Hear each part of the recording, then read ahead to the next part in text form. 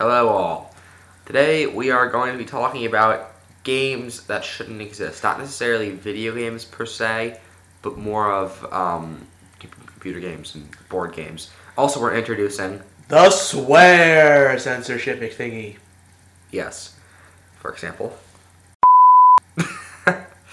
Okay. This is gonna sound funny when we censor it. Also, wanted to liddy dally do motherfucking orgy at the zoo.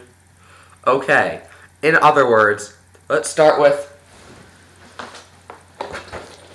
Opoly.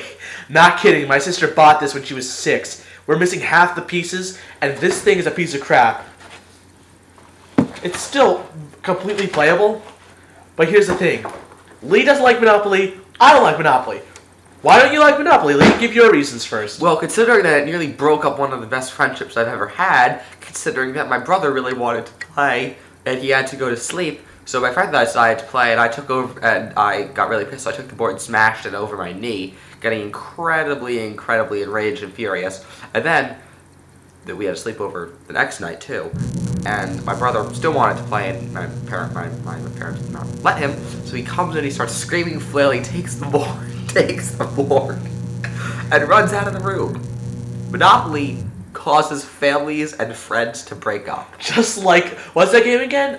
What's the game where you, like, control your nations? Chance. That's the Chance. Oh.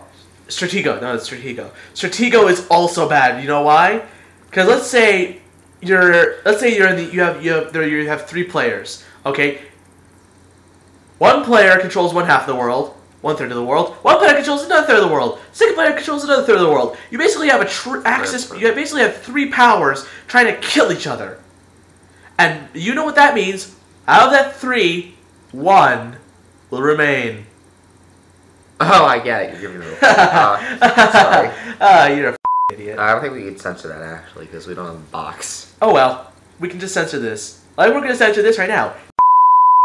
That's wonderful. I'm giving you a run for your money, Lee. Anyways, there's also another computer game, Zombinis, which I discovered last night, and me and Lee played. Okay, so basically, they're like these little blue douchebag-looking creatures. Like beanbags. They're like, what the f*** are these? They got glasses, they got backwards caps, and they're on skateboards. Yeah, and/or roller skates. And/or propellers, which I don't know how that works. Yes. But then they're like these, then they're basically Nazi Vikings from the child, like kind of like the child version of the Third Reich, and they march in and basically go all Leningrad on those Zombinis. They mess crap up. Yeah. It was a horrible excuse for a swear intake. But why don't you just have something a bit more happy for a child game? And then the point of it is that you have to learn math and numbers while defeating Nazis. And you have to create your own little island paradise. It's like it's a poor attempt at a real-time strategy game that involves like puzzles. Yeah. And then also if I wanted to play and I was turn-based. Yeah, it was turn-based. If I wanted to play a turn-based strategy, I'd play a viably good game, Civilization. Yes. But there's one game I did discover that we're going to play right after we're done with this. What? Math Blasters. You basically live in the future, and there is a nerd, wannabe, dropout kindergartner who is trying a game that actually encourages horseplay. Why do all these games have cheesy puns? Matt, you were saying? Horseplay? Are we going with that crap again? I'm just saying. That pun was not excellent. Listen, if you keep making egg jokes, you're really going to be walking on eggshells around me for a little while. Hey, I might be yoked, but at least I'm not breaking shells. Let's just get back to the video. Okay. Now, but the thing is that there's also this really fun game I used to play when I was a kid called Pinball Odyssey. I have Math Blasters. Math Blasters. That's right, Math Blasters. We can cut that out. Okay.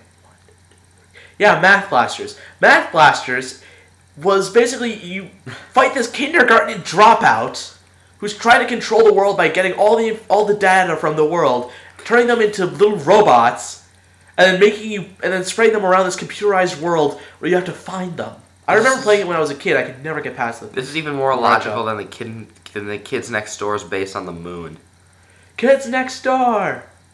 Based on the moon. Based on the moon. Oh, also, there was one game that we tried to play, the SpongeBob SquarePants, the movie, the game. They had a walking mini game. That was pathetic. It was for the computer. And walking mini games. We never beat it. We never got past the King Neptune's castle. And it took us like an hour and 30 minutes just to beat level 1 because it was so obscure and ill-conceived. And one of the favorite things, the rape worm. There was this worm that was in a barrel, and every once in a while, it'd like stick its head up and go. And also, there was another guy he was a jester. Like, yeah, he was like. We just watched him cracking up for like 15 minutes. And his voice was like, "Hello, kiddies, come into my van." Nice. And I think this is where it takes a turn for the worst, and this is where we have to stop. Yeah, I'm sure. Also, Uno. Easy to rig, easy to win. Easy to just f*** people over. Last swear. Want to say last words, Lee? You haven't said swear? I said douchebag. We can't censor that, though. That's technically that's technically TV's appropriate. Think of one really quick, right now. Hi, all. Hello. This time, for our ramble times from now on, we're introducing called the censor button. Every time we go like this, you will hear a censor bar. Or every time we are too lazy to press that, we will just censor it. For example. Mother. Exactly. So, today we're going to talk about games that shouldn't exist. Not video games, not computer games, actually probably computer games. Not this phone. Level 6. Wow, this is a lovely way to start an episode. Lovely.